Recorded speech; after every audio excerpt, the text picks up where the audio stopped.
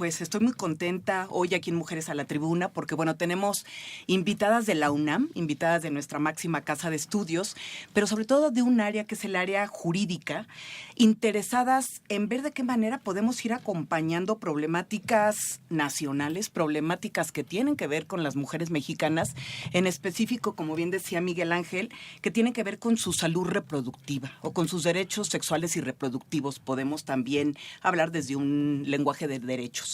Y bueno, me da muchísimo gusto recibir hoy a la Clínica Jurídica del Laboratorio Nacional Diversidades, a su coordinadora, la doctora Lucía Rafael de la Madrid. Te agradezco mucho que estés de nuevo porque, bueno, has venido a conversar con nosotras de muchísimos temas, pero ahora es algo muy específico que tiene que ver con un litigio estratégico. Y te agradezco mucho, Lucía, que estés de nuevo acá con nosotras. Mujeres de la Tribuna, gracias. Está también aquí Iris González, que bueno, es una joven abogada que ya tiene un tiempo que se integró al Laboratorio Nacional de Diversidades. Muchas gracias por estar acá con nosotras, Iris. Gracias, Lourdes. Y Daniela Castillo, que también es una joven litigante, investigadora, integrante también de la Clínica Jurídica. Y bueno, ¿qué es la Clínica Jurídica y qué es el Laboratorio Nacional de Diversidades? ¿Por qué tiene una clínica jurídica? ¿Dónde está alojada? ¿Y por qué se le llama laboratorio también? Si nos pudieras platicar, Lucía. Claro que sí, Lourdes. De hecho, quería empezar por aclarar una cosa. Yo soy la coordinadora general del Laboratorio Nacional de Diversidades. Quien es el coordinador de la Clínica Jurídica es Arturo Sotelo. Que vino, que estuvo acá hace 8 días. Aquí con ustedes, sí, y con algunas de nuestras compañeras de la clínica. Sí, con Pilar González Barreda y Montserrat Martínez. Así es. El laboratorio se crea en 2017 como una apuesta urgente de la UNAM y de CONACYT, particularmente la Coordinación de Humanidades de la UNAM, por posicionarse frente a un periodo de la historia en la cual se están dando una polarización brutal hacia la xenofobia, hacia la misoginia, hacia la homofobia, hacia toda forma de odio y construcción del enemigo en el otro, es decir, una discriminación brutal, comenzando por las mujeres. Entonces, nos creamos este espacio junto con otros institutos de la universidad, de la Coordinación de Humanidades, del subsistema, y se elige el tema de las diversidades partiendo precisamente de la idea de que las diversidades, particularmente sexogenéricas, en un estudio llegamos a la conclusión de que eran entes, personas en donde se cruzaban todas las discriminaciones. Entonces, desde una perspectiva jurídica, la idea era precisamente poder pensar todas esas discriminaciones que se generan en torno a esas diversidades sexogenéricas y, de hecho, ver cuáles son las obligaciones, cuáles son las herramientas de derecho para poder contrarrestar esas discriminaciones. Y nosotros decidimos ampliar el espectro a diversidades de una manera más amplia, porque no solamente la idea es combatir estas discriminaciones que tienen que ver con la interseccionalidad, que está enmarcada por la perspectiva de género, que está enmarcada por los derechos humanos y que implica que una sola persona pueda ser discriminada por varias razones distintas, no solamente por el hecho de ser mujeres, sino por ser pobres, por ser indígenas, por vivir en la calle, por ser niñas. Eso es la interseccionalidad. Entonces, la apuesta precisamente aquí es poder trabajar, uno, contra esas discriminaciones y dos, para visibilizar la riqueza de estas diversidades. Entonces, esa es como la esencia, el objetivo básico o fundamental del laboratorio, y conforme nos fuimos construyendo, se crearon 4 áreas. Una es la coordinación académica. No vamos a entrar en cada una de las áreas porque nunca terminamos, pero vamos a ir directamente a donde está la clínica jurídica, pero es la coordinación académica que le da sustento tanto a nivel divulgación como a nivel académico, como a nivel universitario, docente. La coordinación de comunicación, que es la que nos permite no solamente dar a conocer en todos los medios nuestro trabajo, sino además utilizar las herramientas audiovisuales para poder dar a conocer a la población en general conceptos fundamentales de nuestros temas. Está la coordinación de de relaciones interinstitucionales y vinculación, que que tiene que ver con la formación. Nuestro laboratorio es un laboratorio de formación. Y finalmente, para ir más rápido, está la coordinación de práctica y de intervención y práctica social, donde tenemos una clínica de acompañamiento emocional que está funcionando muy bien, que la coordinadora es Adriana Segovia, que están trabajando directamente con chicas que están siendo víctimas de acoso sexual o que acompañamos personas de la diversidad en su proceso de cambio de identidad. Y llegamos a la parte de la clínica jurídica, que se crea precisamente pensando en esta columna principal, o una de las columnas principales del laboratorio, que es lo jurídico, en el cual nos damos cuenta la enorme necesidad que hay de personas preparadas para poder acompañar a víctimas de distintas situaciones que tienen que ver con estas interseccionalidades, a mujeres que de pronto son víctimas de violencia intrafamiliar, pero sobre todo víctimas de situaciones que tienen que ver incluso con posturas del Estado, que tienen que ver con leyes, entonces de pronto nos tardamos un poco, de hecho casi 2 años, ¿no, Iris? En construirla, en darle una forma completa.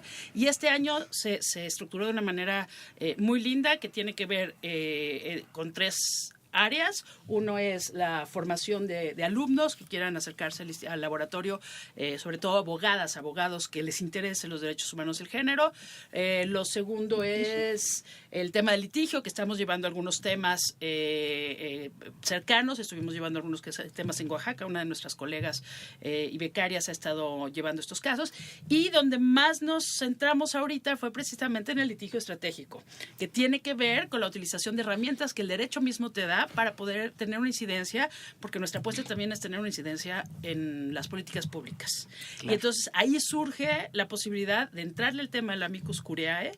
Es un momento en el cual la clínica se conforma por estudiantes, tanto de maestría como de licenciatura, chicas, todas son mujeres menos el coordinador, y que tienen una formación ya, que tienen incluso una experiencia profesional en algunos casos, que de pronto le dan todo un sentido a esta clínica y a esta perspectiva de litigio estratégico, y que junto con este equipo de colegas, tenemos una doctorante, una maestra y un doctor en Derecho con especialidad en género. Sí, un grupo plural. Que es un grupo muy plural, que es un grupo muy comprometido.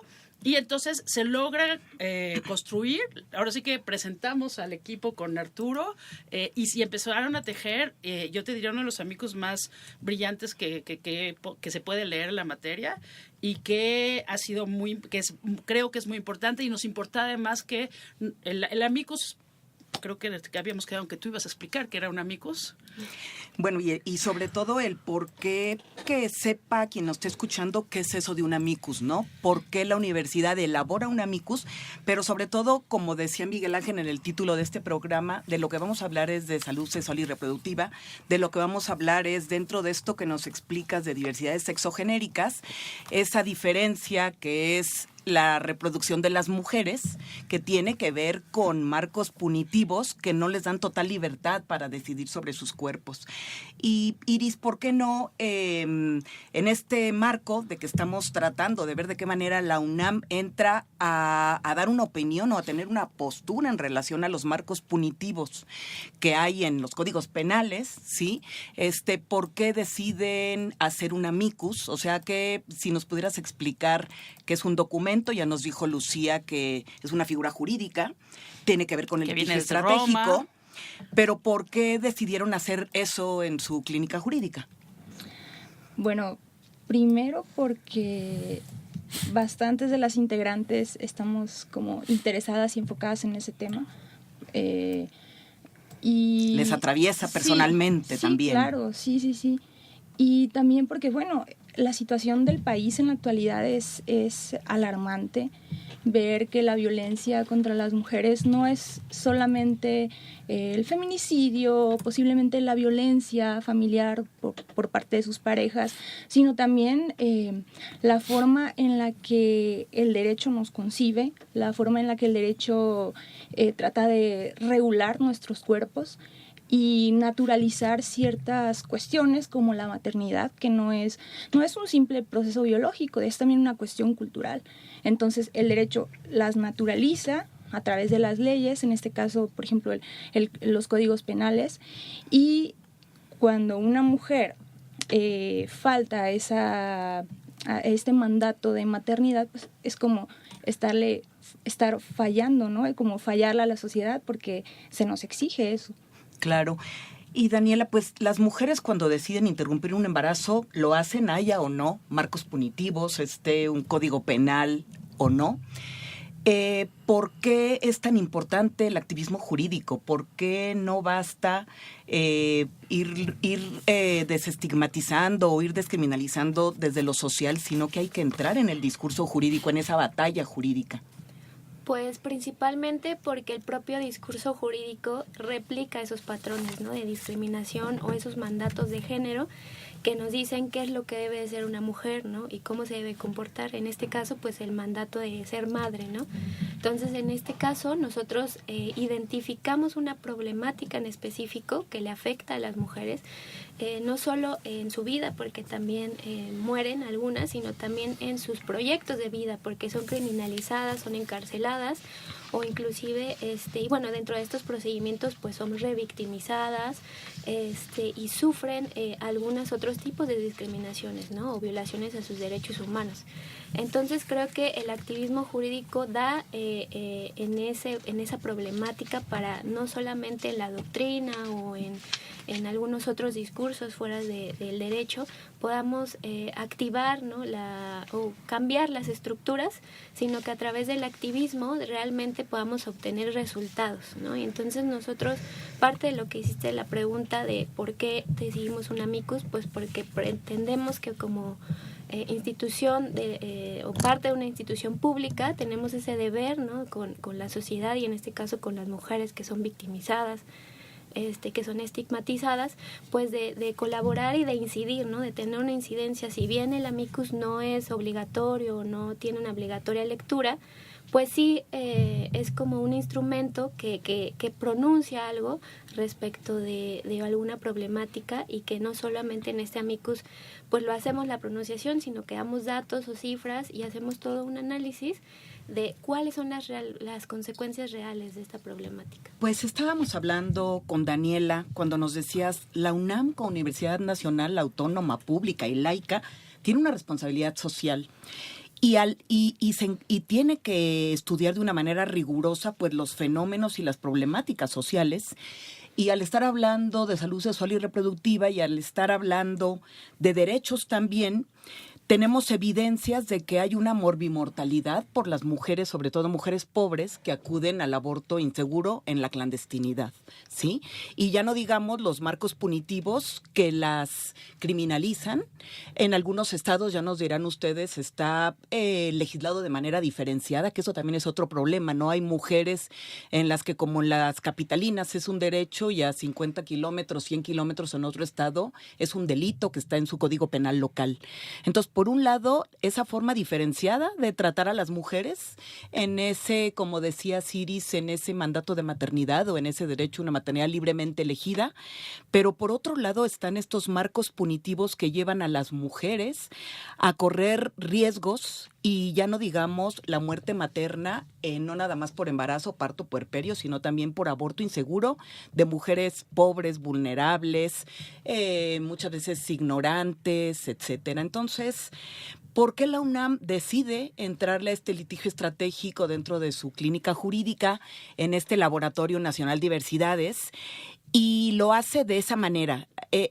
¿Podríamos decir que acompaña al litigio estratégico, que es coadyuvancia? ¿O cómo podemos explicar esa figura del amicus?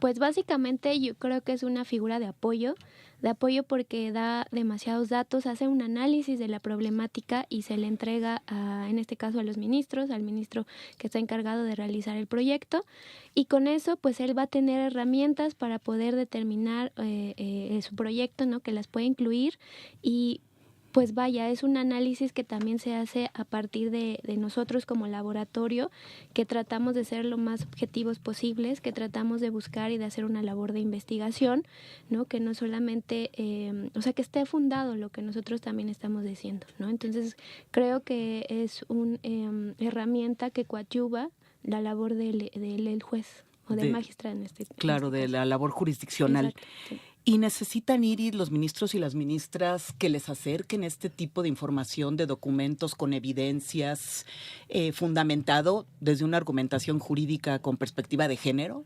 Sí, claro.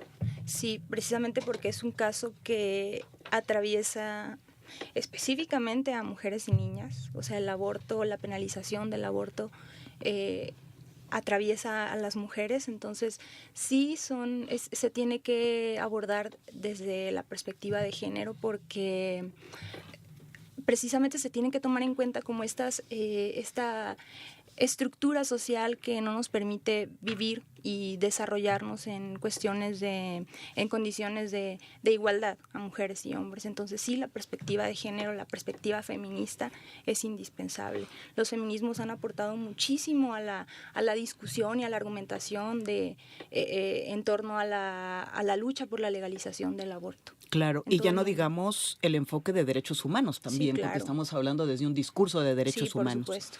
Claro. Y bueno, está también aquí Carla Ortiz, también integrante, joven abogada, integrante de la Clínica Jurídica del Laboratorio Nacional Diversidades. ¿Y tú qué opinas respecto a esta mirada desde la máxima casa de estudios, a esta mirada que también es académica, porque está basada en argumentos? Pero tengo entendido, y de eso nos comentaban el viernes pasado tanto Arturo Sotelo como Pilar González Barreda y Montserrat, que es un amicus preparado y elaborado, aparte de que desde un grupo plural, como ya nos dijeron, pues es muy original en su estructura. ¿Por qué no nos platican cómo decidieron hacer esa estructura y qué partes tiene y por qué va a ser un documento valioso para la Suprema Corte de Justicia de la Nación? Sí, gracias, Lourdes. Claro, inicialmente pues fue una reunión en la que nos dividimos como las posibles vértices en el que queríamos que tuviera un contexto, ¿no? Un contexto histórico para Veracruz, ¿no? Por todas las reformas y porque además es el 18, si no me equivoco, bueno, el 19 estado, bueno, esperemos que no, que reformaría, bueno, o sea, ya reformada, pero que la acción de inconstitucionalidad sí llegaría, ¿no? Sí. Entonces, por una parte está el contexto histórico, ¿no? Sobre todas las reformas que ya han sucedido en todo el país. Por el otro también tomamos en cuenta testimonios de mujeres, entonces también se hizo una investigación sobre, pues, en esta parte como más práctica, ¿no? Y por otra parte estaban los efectos tanto normativos como los estructurales.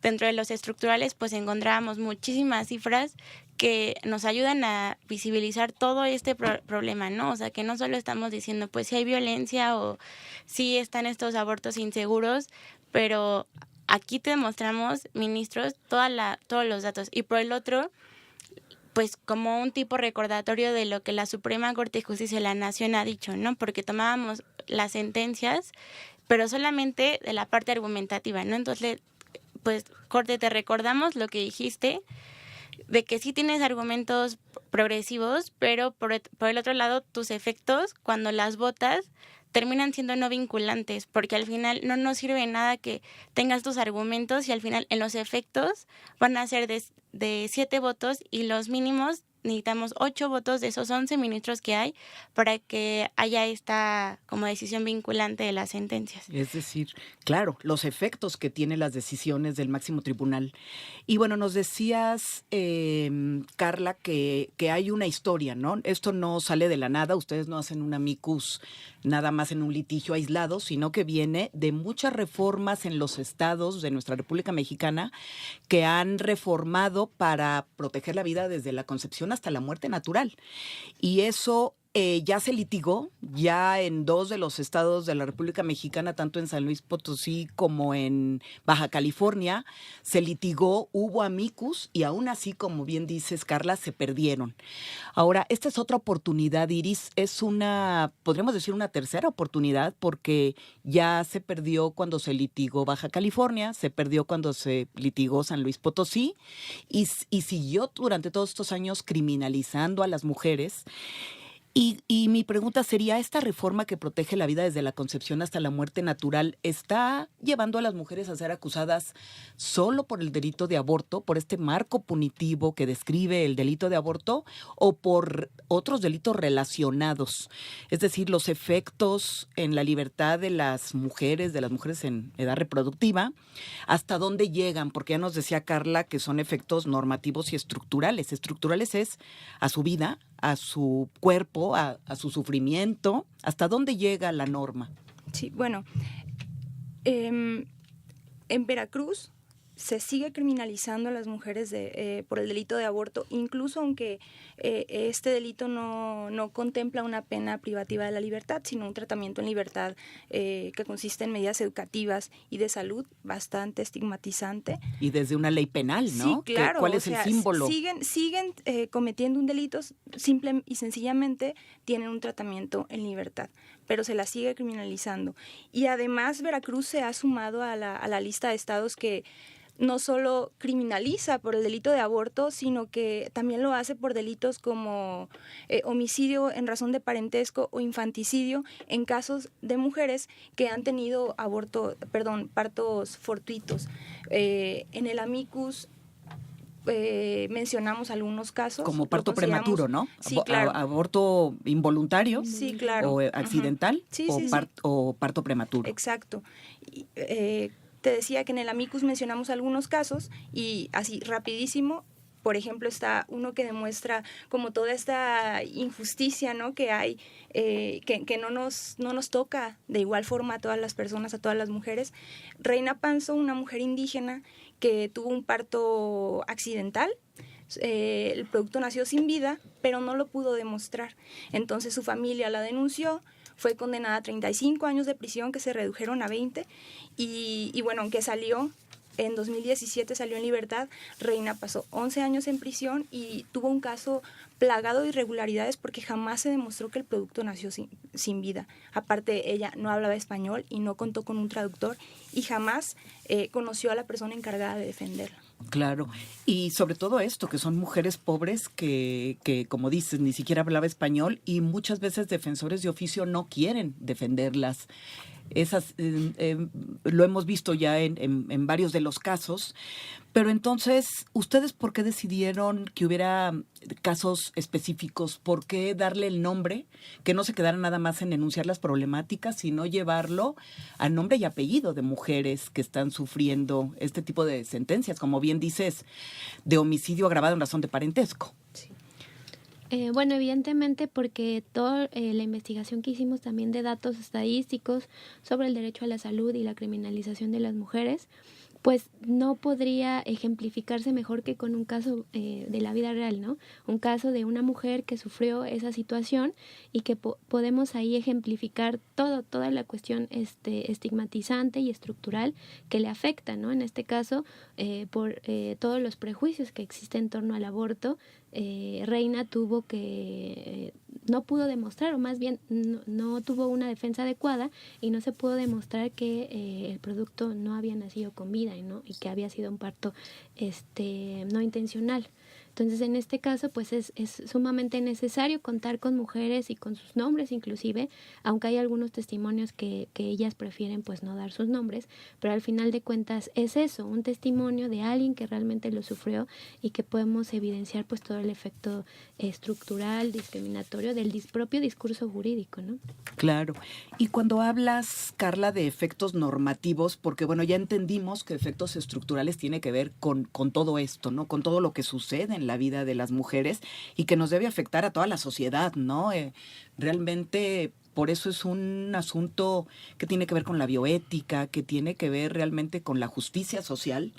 Pero después de esta pausa, ¿qué te parece si nos explicas, Carla, los efectos normativos? Sí, claro porque que tengo sí. entendido que a raíz de esto viene esta figura de agravio comparado, que mencionábamos tanto hace rato como hace 8 días. Seguimos con el tema que estamos conversando hoy, litigio estratégico para defender los derechos y libertades fundamentales de las mujeres, pero bueno, no cualquier derecho y cualquier libertad, sino que estamos hablando de derechos sexuales y reproductivos, que son derechos pues muy complejos de argumentarse, tienen que estar nutridos pues desde diferentes teorías críticas, diferentes saberes de la bioética, la ciencia, la neurofisiología, la ginecología, discursos jurídicos, sociales, porque implica muchísimas problemáticas, como ya nos dijeron, un asunto de no solamente de salud pública por la muerte materna de mujeres pobres en aborto inseguro, en la clandestinidad, sino también por esos efectos, como ya nos explicaron, no solamente estructurales, pero también normativos.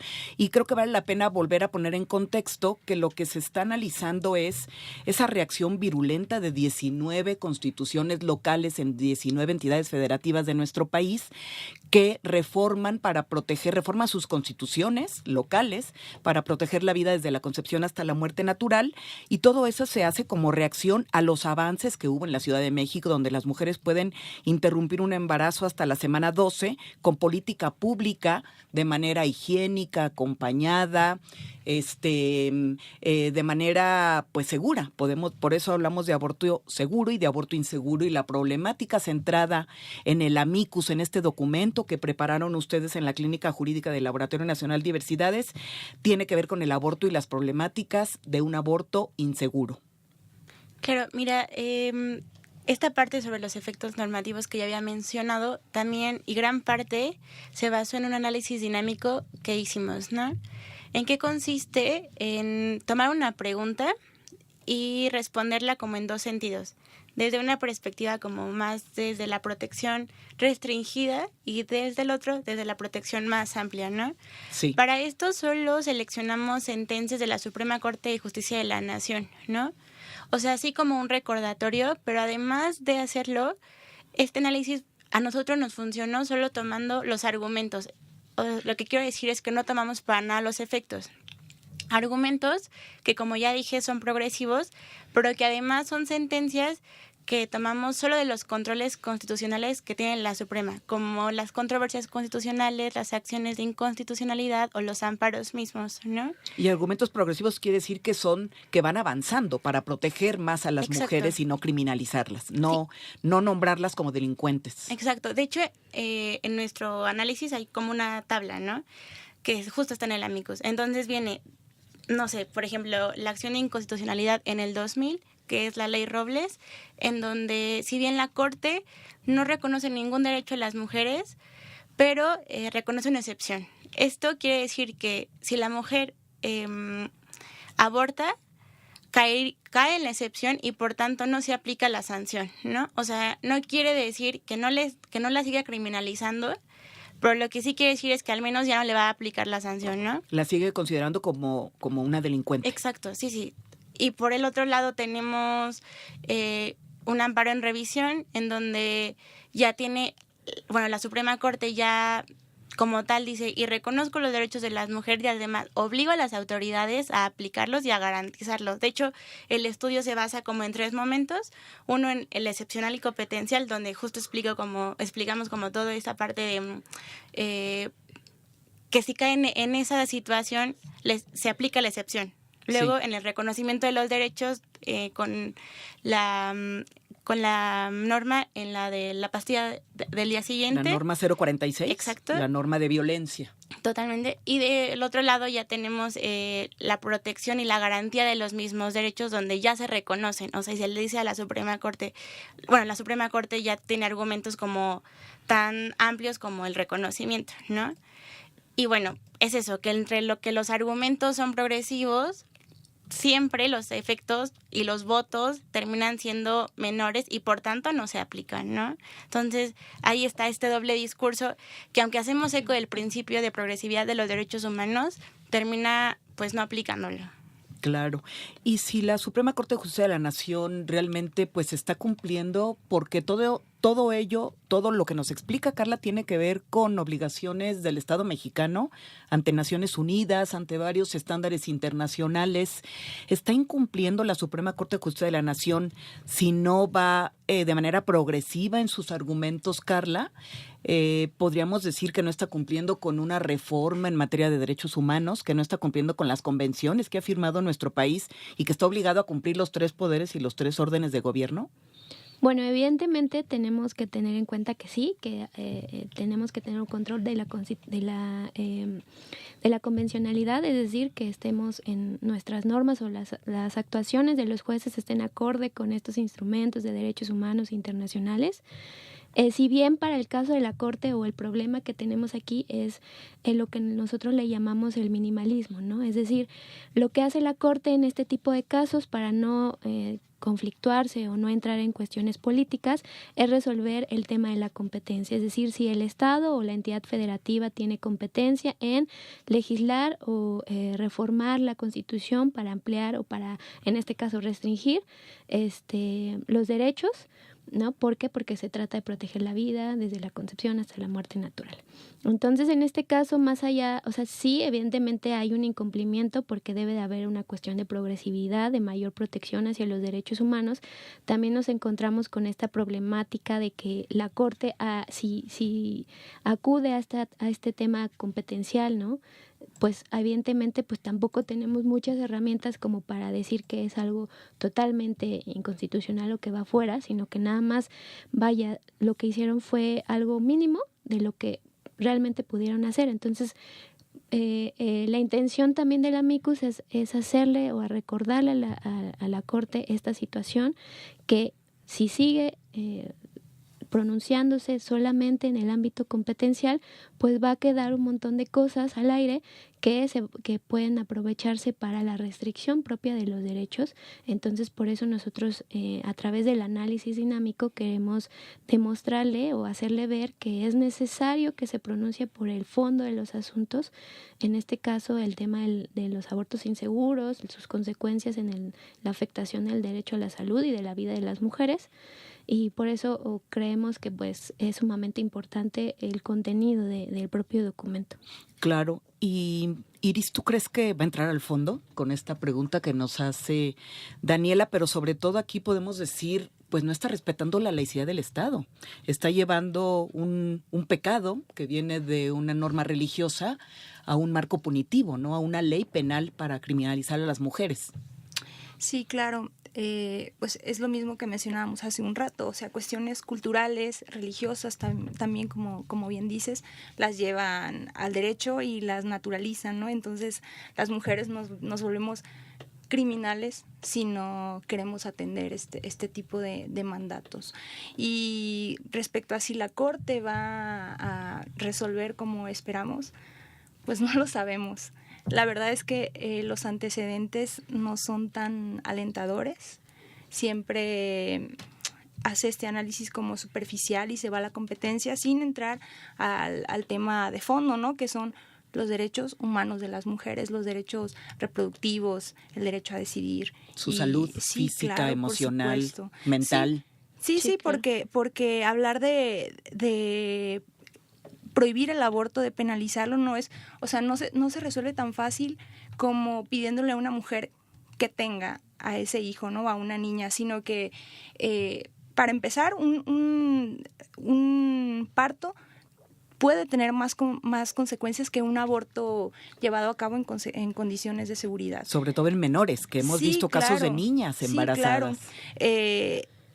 Por ejemplo, en menores de entre 15 y 19 años, el riesgo de mortalidad es 2 veces mayor que en mujeres que tienen hijos de 20 años hacia arriba.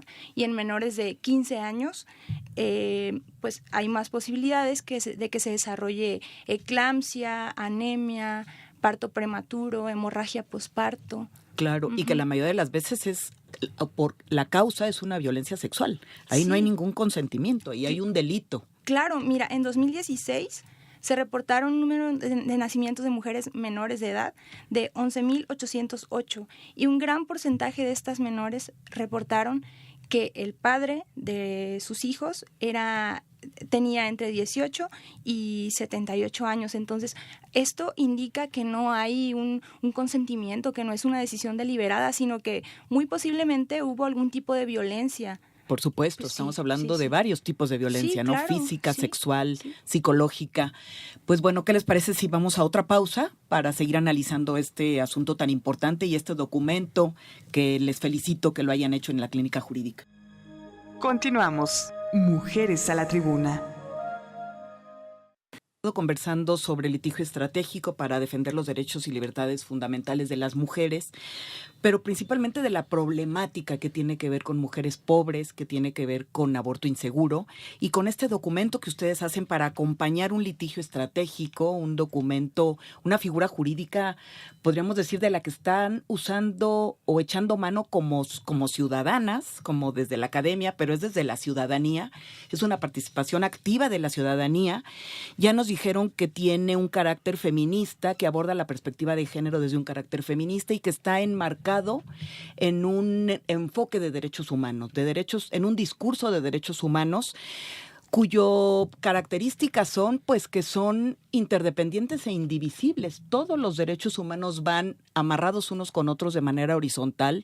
No puede decir un ministro o una ministra de la Corte que una mujer tiene derechos políticos, pero no derechos reproductivos, por ejemplo, ¿no? Todos están en el mismo nivel. Y este tema que hemos estado conversando hoy tiene que ver, obviamente, con el derecho a la salud. Y como decías hace rato, Daniela, con el derecho a la salud física, porque afecta a los cuerpos, afecta a la salud, pero también mental y emocional, podemos decir, hasta la salud social, ¿no? Hasta el bienestar social. O sea, se coarta el bienestar social de una mujer a la que se le obliga de una manera coactiva a que lleve a término un embarazo que no quiere tener, que no puede tener, o que tiene malformaciones el producto, o que fue por una violencia sexual, o que peligra su vida. Es decir, hay muchas razones que la ley les da la excepción, como ya nos decía Carla, pero bueno, creo que es fundamental que hablemos del derecho a la salud y en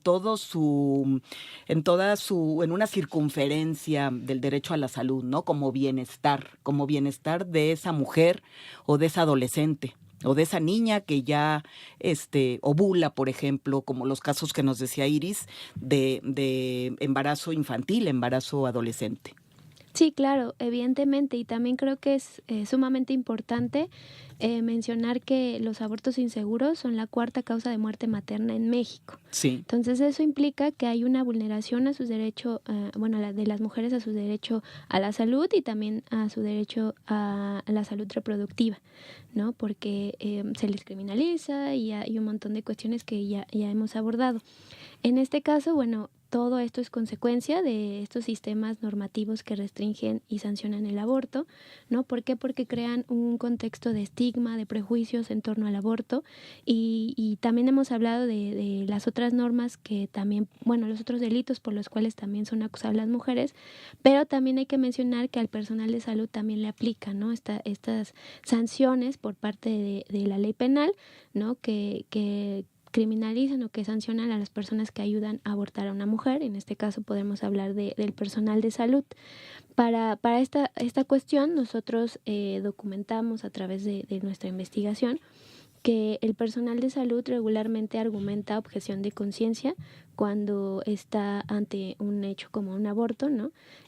Incluso cuando hay estas excluyentes de responsabilidad, ¿no? O sea, cuando es legal el aborto, principalmente en casos de violación, ¿no? De niños. Y también pues tenemos algunos otros datos que nos dicen que el mismo personal de salud es quien denuncia a las mujeres ante la autoridad cuando se da cuenta, ¿no? De que hay un aborto, independientemente de si es un aborto espontáneo o de todas las cuestiones. O inducido. Exactamente, o de todas estas cuestiones también estructurales que vienen ahí. Y inclusive tanto ellos como las autoridades las interrogan en cuestiones de emergencia médica, es decir, durante el proceso de aborto son interrogadas mientras tienen la anestesia o mientras están confundidas y también son coercionadas para que se declaren culpables, ¿no? Es decir, que digan que abortaron y que es como su culpa, ¿no? Por esta cuestión y incluye la violencia obstétrica dentro de esto, ¿no? Claro, y la violencia institucional también, Sí, porque eso se hace desde la institución. Sí, claro, son el mismo personal de salud o el mismo agente del Ministerio Público que llega inmediatamente. Pareciera como si fuera algo bastante como inmediato, ¿no? O sea, apenas aparece una mujer que está en proceso de aborto en un hospital y los agentes del Ministerio Público, o se documenta que los agentes del Ministerio Público llegan de una manera pues mucho más rápida que en otras cuestiones de denuncias, ¿no? En otros delitos. Esto contrasta con el tema de los abortos que son legales en cuestiones de violación. Como comentaba, en el estado de Veracruz, que es lo que nosotros nos enfocamos principalmente, pues hay un nulo acceso para este derecho hacia las mujeres. También tenemos alguna cuestión de testimonio que a lo mejor podría ejemplificar un poquito esto. Y bueno, se documenta que el personal de salud no denuncia el 50% nada más de los hechos que podrían constituir violencia sexual. Entonces ahí podemos ejemplificar este estigma o este prejuicio en torno a la idea del aborto, porque a pesar de que la violación pues también es un delito y que el aborto o la interrupción es legal en ese supuesto en Veracruz, pues el personal, ¿no? de salud no denuncia las cuestiones en violación, pero sí en el tema de un aborto de una mujer, pero evidentemente las criminaliza. Y lo que, nada más para completar otra idea que ya habíamos hablado, en la cuestión estructural, los mismos datos de algunas sentencias que, nosotros obtuvimos información por parte de los informes de GIRE, de este grupo de información en reproducción elegida. Sí, exactamente, que son muy valiosos y que ahí ellos piden información respecto de las sentencias de las mujeres que son acusadas por el delito de aborto, y ahí podemos ver cómo se ejemplifican estos datos estructurales, porque las mujeres que son sentenciadas vienen de un contexto de falta de acceso a la información sexual y reproductiva. Hay contextos de violencia familiar, hay experiencias de abuso y de violencia sexual, y obviamente hay situaciones económicas precarias, ¿no? Que entonces las envuelven todo un contexto de vulnerabilidad que recae en esta criminalización, ¿no? En estas sentencias que las criminalizan. Claro. Sí, nada más para abonar lo que comenta Daniela sobre el derecho a la salud o las afectaciones que sufren las mujeres. Tú mencionaste hace un rato, Lourdes, que salud también, o sea, el derecho a la salud también implica la salud mental, ¿no? Y emocional.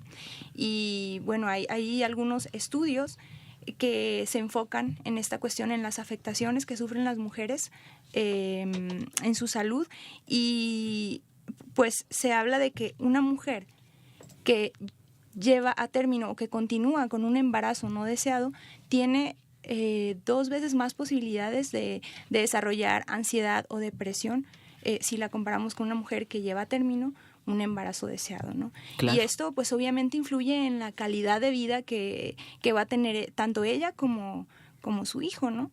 Claro, y es en lo que deben pensar entonces nuestros ministros y ministras del máximo tribunal.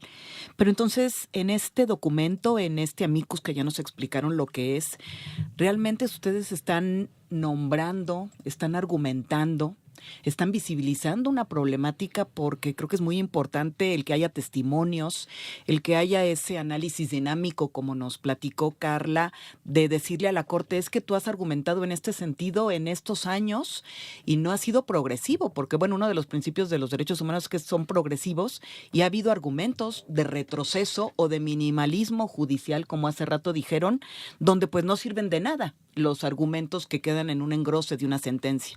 Entonces, en este documento están nombrando, están visibilizando.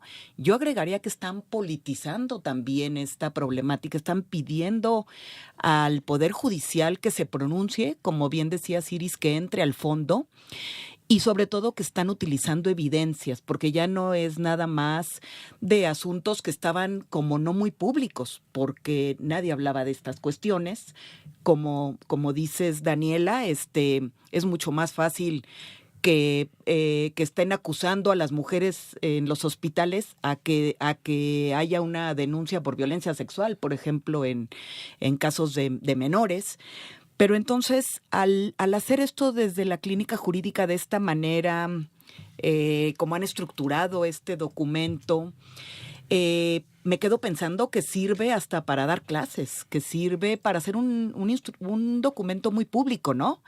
¿Qué tanto piensan difundirlo? Porque, bueno, entra a la Corte y va, me imagino que a través de transparencia lo vamos a poder bajar de algún portal, pero ustedes desde la academia, desde esta área pedagógica que también tiene el Laboratorio Nacional de Diversidades, considero, después de escucharlas, que es un documento muy valioso que va a servir para muchas cosas, independientemente del litigio estratégico. No sé, ¿qué opinan? Sí, claro, es fundamental. De hecho, en la semana pasada tuvimos una entrevista con Gaceta UNAM justo para darle esta difusión, pues, para que mucha gente nos lea, para que mucha gente nos escuche. Esperamos que los ministros nos lean también, o sea, que no solo sea como, sí, claro, lo archivamos al expediente y ahí quede, ¿no? Y por otro lado, pues también hemos pensado pues en publicaciones. De hecho, tenemos un espacio en Animal Político también para hacer un pequeño artículo sobre esto. O sea, entre que más podamos darle cabida en tantos espacios podamos, creo que esto va a retumbar tanto como las personas puedan hablar de esto. Claro, difundir y divulgar. ¿Y hay alguna página donde podamos entrar a ver lo que han hecho, el trabajo que tienen en la clínica jurídica, o es en la página del laboratorio? Pues, del Laboratorio Nacional de Diversidad. Sí, es en la página del laboratorio. Es www. Laboratorio Nacional Diversidades. .unam.mx. Ok, para que podamos. Igual en Facebook. Perfecto, más todo lo que van a hacer para difundir y para divulgar. Sí, claro. Y bueno, sobre todo, pues, jóvenes mujeres abogadas que tienen toda esa conciencia de lo que puede afectar una norma jurídica con fuerza de ley y sobre todo en el ramo penal, ¿no? Cómo pues puede llevar estos efectos tan terribles en la vida, en el proyecto de vida de las mujeres, y sobre todo pues que lo consentimos socialmente y que lo tenemos también que despenalizar socialmente, ¿no? No bastan solamente el discurso jurídico, sino también pues educar de otras maneras, educarnos como sociedad de otras maneras. Y pues les agradezco muchísimo que hayan estado hoy aquí para hablar de un tema tan complejo, porque bueno, tiene muchos tecnicismos jurídicos, pero nos lo han explicado muy bien. Creo que quienes nos están escuchando lo pudieron entender. Y pues muchas gracias, Daniela, muchas gracias, Iris, muchas gracias, Carla, muchas gracias a la doctora Lucía Rafael, coordinadora del Laboratorio Nacional de Diversidades.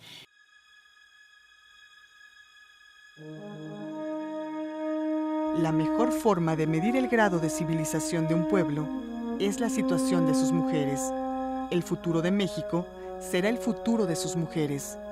Presentamos Mujeres a la Tribuna, un programa de la Federación Mexicana de Universitarias y Ciudadanas 660, a cargo de la doctora Patricia Galeana y de la maestra Lourdes Enríquez. Mujeres a la Tribuna.